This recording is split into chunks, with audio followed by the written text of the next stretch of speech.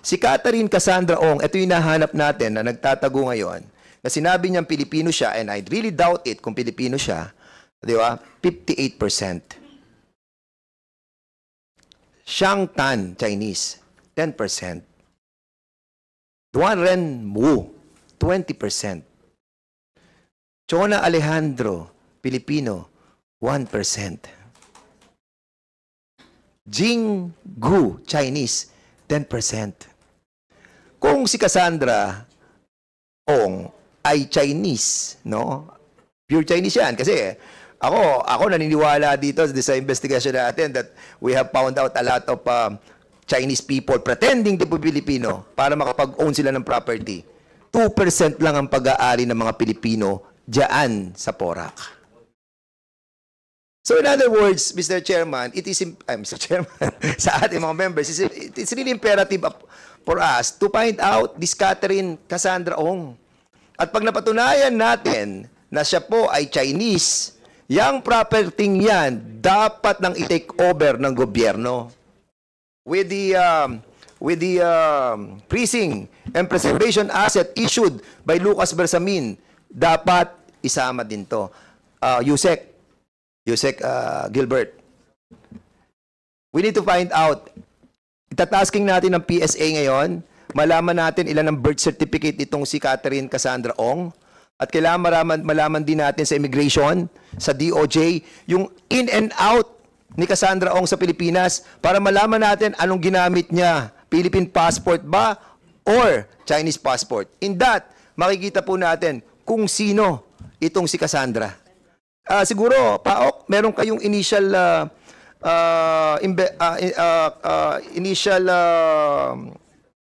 information about Cassandra. Do you have?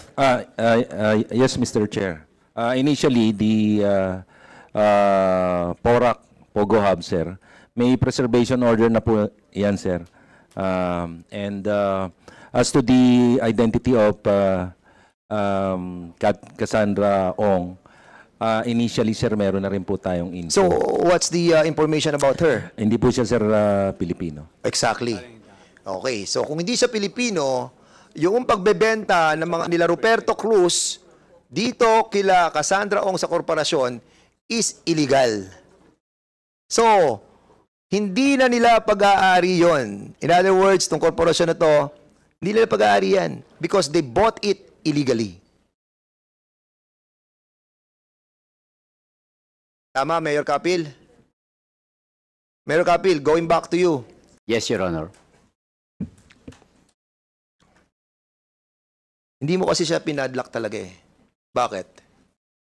Opo, siguro po, Huwag na tayo magpaligo-ligo eh.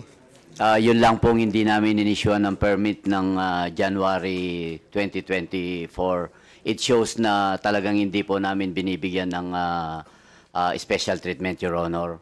Kaya nung pang bago pa renade o pagka-raid po ng PAOK, wala na pong permit sila. Sabi mo dito, Mayor Kapil, sa statement mo, sa iyong, actually, bibigyan nga kita ng pagkakataon para i-deliver mo itong iyong opening statement eh. Bakit ako lang ang pinupukol? Bakit ako lang ang nandito? Nasaan ang ibang mga local chief executives na may pogo na ni-raid para sama-sama naman kaming humarap sa inyo? Bakit mo nasabi itong mga salitang ito? Kasi po, parang nasisingle out po ako na nag-approve lang naman ako ng legal business. Bakit ako lang po, di ba, 12 nga ang na-raid na meron ding katulad nung sa amin. Bakit ako lang po ang nandito?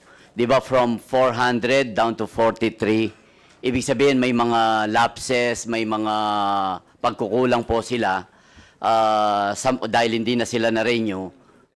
Bakit wala po sila rito, Mr. Chair? So, para makatulong naman po sila, baka mayroon po Mayor silang... Kapil, if I'm going to ask you, what do you propose to this committee?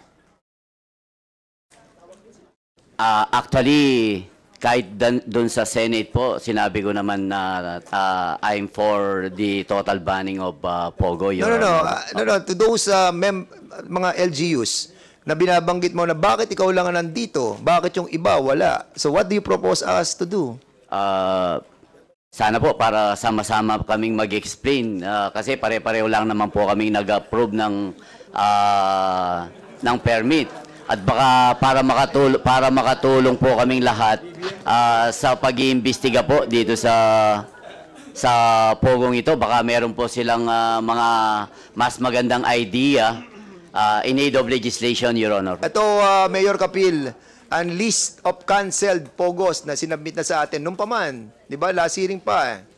And that's the reason why we're asking the help of the different LGUs. We're not against the different LGUs, especially yung mga honest talaga dyan. What we are against, doon sa mga talagang nakinabang dito. Kung sila yung nakinabang dito, yun ang problema. Mr. Diba? Chairman. And I'm still wondering, dapat andito sila ngayon, yung ating Mr. liga. Chairman. Sige, Congressman Arrogancia. Since our resource person is requesting na tama naman siya bakit siya nasi-single out at this moment?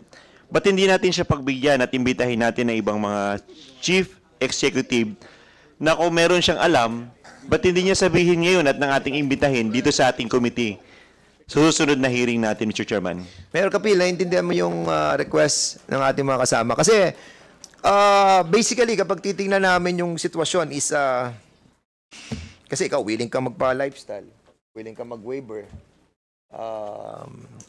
lahat, pwede mong gawin, humaharap ka dito. Di ba? So, basically, wala ka ng lawyer. Di ba? So, andyan ang mga... We can see the truthfulness ng mga sinasabi mo right now. And we wanted to give you the benefit of the doubt. Kung meron ka nalalaman about others, so this is your moment to tell us. Kung meron ka nalalaman ng mga involved, di ba? Pwede mo sabihin sa amin, pwede tayong mag-executive session, pwedeng mag-all out tayo doon. Para sa ganun natin, makita natin kung saan talaga nanggagaling tong problema ng Pogo. Kasi kung walang in cahoots ang mga public official, good for us. Pero kung meron, kailangan naman siguro na tingnan natin kung ano yung responsibility. Di ba? You want to say something about it? Or... Actually, Your Honor, wala naman po akong alam dun sa operation ng ibang na raid. Pero based on Senator Gatchalian record, 12 po, kaya nandyan po na yung binasa nyo kanina, 12 yung LGU na raid din ng PAOK. Yun po ang sinasabi ko, bakit ako lang ang nandito since pero nakita nyo naman po in any invitation, nandito po ako. Hindi ko po tinatalikuran yung invitation po from Senate, from Congress, from Sangguniang Panlalawigan. Nandito po ako kasi wala naman po akong tinatago at wala po akong ginawang masama, Your Honor. For that, medyo pagpahingayin muna natin si Mayor Kapil, baka ma-recall niya mamaya. Mr. Chair, nakapadlock na ba? Ha? Nakapadlock na? Mr. Chair, Sarado na yon. Actually, ang PAOK is taking over the place. I believe that PAOK TF, you've already taken the place, right? Yes, Your Honor. Yun. So, hawak na nila yon. And with all these documents, no, kailangan natin malaman na yung Cassandra Ong is a Chinese. Kapag yan ay foreigner, basically, that property will be in favor of the government.